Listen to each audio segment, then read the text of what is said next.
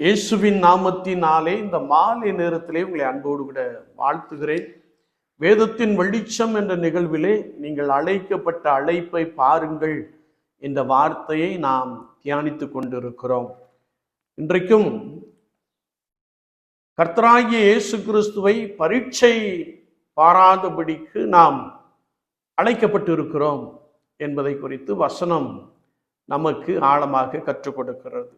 பாகமத்தின் புஸ்தகம் 6ஆம் அதிகாரம் 16ஆம் வசனத்தை நாம் வாசிக்கின்ற போது, நீங்கள் மாசாவிலே செய்தது போல உங்கள் தேவனாகிய கர்த்தரை பரீட்சை பாராதிருப்பீர்களாக என்ற ஒரு வசனத்தை நாம் வாசிக்க முடியும். ஆண்டவர் மோசையின் மூலமாக இஸ்ரவேல் ஜனங்களை எகிப்தின் அடிமைத்தனத்திலிருந்து வெளியே அழைத்து கொண்டு வந்தார். அவருக்கு ஆராதனை செய்யும்படியாய் அழைக்கப்பட்டவர்கள் எகிப்தை விட்டு வெளியே வந்து கொண்டிருந்த பொழுது பார்வோனின் சேனை அவர்களை துரத்திற்று. அவர்களுக்கு எதிராக தடையாக சமுத்திரம் காணப்பட்டது. எனவே ஜனங்கள் ஆண்டவரை நோக்கி கூப்பிட்டார்கள். வேதத்தை நாம் வாசிக்கின்ற பொழுது ஆண்டவர் மோசையை பார்த்து, உன் கையில் இருக்கின்ற கோலினாலே சமுத்திரத்தை பிளந்து விடு என்று சொன்னார். அப்படியே மோசே செயல்பட்ட பொழுது இஸ்ரவேல் ஜனங்கள் சமுத்திரத்தின் நடுவே வட்டாந்தரையில் நடந்து சென்றார்கள் என்று வேதம் சொல்லுகிறது. அவர்களை துரத்தி கொண்டு வந்த பார்வோனின் சேனைகள் சமுத்திரத்தின் நடுவிலே மூழ்கடிக்கப்பட்டது என்பதை இவர்கள் கண்கூடாக கண்டிருக்கிறார்கள். எனவே ஆண்டவர் இஸ்ரவேல் ஜனங்களை அற்புதங்களினாலும் அடையாளங்களினாலும் வழிநடத்தி வந்தார். அப்படி அவர்கள் சீன் வனாந்தரத்திலிருந்து புறப்பட்டு பிரயாணம் பண்ணி ரெவியூத்துவிலே வந்து பாளையம் இறங்கின பொழுது குடிக்க தண்ணீர் இல்லாதிருந்தது என்ற ஒரு வசனத்தை நாம் வாசிக்க முடியும்.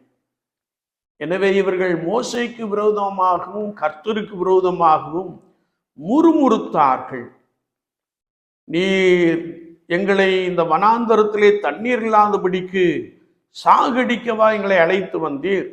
எங்கள் ஆடு மாடுகளை சாகடிக்கவா நீர் அழைத்து வந்தீர் என்று சொல்லி மோசேக்கு விரோதமாக முறுமுறுக்கின்ற ஒரு காட்சியை நாம் பார்க்க முடியும். எனவேதான் நாம் ஆண்டவரை குறித்து பார்க்கின்ற பொழுது ஆண்டவர் அவர்களுடைய முறுமுறுப்பை கண்டு மோசேயை பார்த்து, நீ நதியை அடித்த உன் கோலினாலே கண்மலையை அடி, தண்ணீர் புறப்பட்டு வரும் என்று சொன்னார். மோசே அப்படியே விசுவாசித்து கீழ்ப்படிந்து கண்மலையை அடித்தான். தண்ணீர் புறப்பட்டு வந்தது. அவர்கள் தங்கள் தாகங்களை தீர்த்து கொண்டார்கள் என்பதை பரிசுத்த வேதாமத்தின் மூலமாக நாம் மிக தெளிவாக அறிந்து கொள்ளுகிறோம். ஆனால் இப்படி நடத்தி வந்த ஆண்டவரை இவர்கள் பரீட்சை பார்த்தார்கள், ஆண்டவருக்கு விரோதமாய் முறுமுறுத்தார்கள் என்பதை பரிசுத்த வேதாமத்திலே நாம் தெளிவாய் அறிந்து கொள்ள முடியும். இதிலே கர்த்தருடைய ஆவியானவர் நமக்கு கற்றுக் கொடுக்கிற காரியம் என்னவென்றால், உன்னுடைய வெறுமையான ஒரு அனுபவம் அல்லது வனாந்திரமான ஒரு வாழ்க்கை அல்லது உன்னுடைய பாதைகள் கரடுமுரடான ஒரு பாதைகள், வாழ்க்கையிலே ஒரு ஆசீர்வாதமும் இல்லையே என்ற ஏக்கம் காணப்படலாம். ஆனால் அப்படிப்பட்ட ஒரு வனாந்திர அனுபவத்திலே தான் ஆண்டவர் உன்னை பார்த்து சொல்லுகிறார், நான் உன்னை தெரிந்து கொண்டேன், நான் உன்னை பேர் சொல்லி அழைத்திருக்கிறேன், நான் உன்னை ஆசீர்வதிப்பேன், நான் உன் வெறுமையை நீக்கி போடுவேன், உன்னை அற்புதங்களினாலும் அடையாளங்களினாலும் நிரப்புவேன் என்று ஆவியானவர் சொல்லுகிற ஒரு வார்த்தையை நாம் இங்கே தெளிவுபடுத்திக் கொள்ள முடியும்.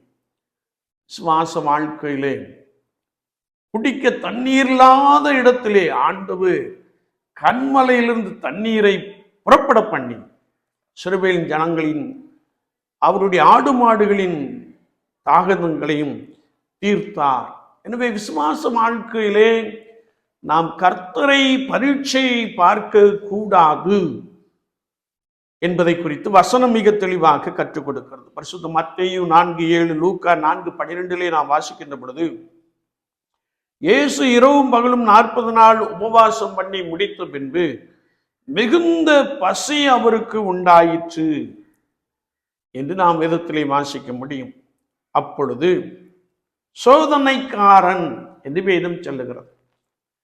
சோதனைக்காரன் ஆண்டவராகிய இயேசுவை பார்த்து, நீர் பசியா இருக்கிறீர், இந்த கல்லுகளினால் அப்பங்களை உண்டு பண்ண உம்மால் முடியுமே என்று சொல்லுகிற ஒரு வார்த்தையை நாம் கவனிக்க முடியும்.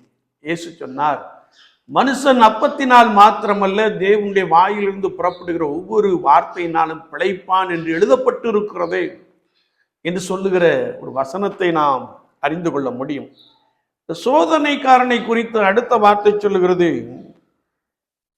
பிசாசு என்று வேதம் சொல்லுகிறது.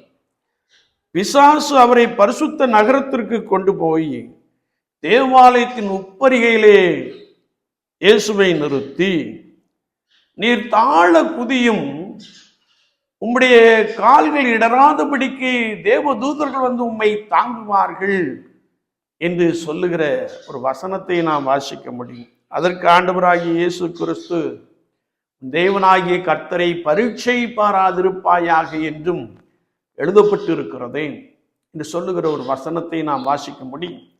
அது மாத்திரமல்ல, இயேசு மிகுந்த பசியாயிருந்த உடனே ஒரு உயரமான மலையிலே இயேசுவை கொண்டு போய், நீர் என்னை தாழ பணிந்து கொண்டால் இந்த உலகம் முழுவதையும் நான் உமக்கு கொடுக்கிறேன் என்று சாத்தான் சொல்லுகின்ற, பிசாசானவன் அல்லது சோதனைக்காரன் சொல்லுகின்ற ஒரு வார்த்தையை நாம் வாசிக்க முடியும். அதற்கு இயேசு மாறுத்திரமாக, உன் தேவனாகிய கர்த்தர் ஒருவரே பணிந்து கொண்டு அவருக்கு ஆராதனை செய்வாயாக என்று எழுதப்பட்டு இருக்கிறதை என்ற வசனத்தை நாம் அறிந்து கொள்ள முடியும். என்னை கேட்டுக்கொண்டிருக்கின்ற என் அன்பு சகோதரனே, சகோதரியே, விசுவாச வாழ்க்கையிலே கர்த்தராகிய இயேசு கிறிஸ்துவை பரீட்சை பாராதிருக்கும்படியாய் நாம் அழைக்கப்பட்டு இருக்கிறோம். அதற்கு விசுவாச வாழ்க்கை என்னும் பயணத்திலே நான் வாழ்ந்திருந்தாலும் சரி, தாழ்ந்து போனாலும் சரி, எனக்கு நிறைவாயிருந்தாலும் சரி, ஒன்றுமில்லாதிருந்தாலும் சரி, அப்போஸ்தலனாகிய பரிசுத்த பவுல் சொல்லுகிறது போல, எந்த நிலைமையிலும் நான் மனரம்யமாயிருக்க கற்றுக்கொண்டேன் என்ற அனுபவத்தை உடையவர்களாக நாம் இருக்க வேண்டும் என்பதை குறித்து வசனம் மிக ஆழமாக கற்றுக் கொடுக்கிறது. எனவே விசுவாச வாழ்க்கையிலே நீங்கள் தேவனாகிய கர்த்தரை பரீட்சை பாராதிருக்கும்படியாக அழைக்கப்பட்டு இருக்கிறீர்கள் என்பதை ஒருபோதும் மறந்துவிட வேண்டாம்.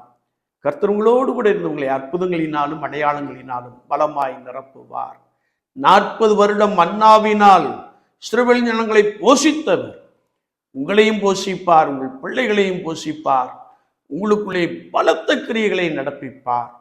நீங்கள் ஆண்டவரை சார்ந்து அவரையே நோக்கி பாருங்கள். வாழ்க்கையிலே முறுமுறுப்பை எடுத்து போடுங்கள்.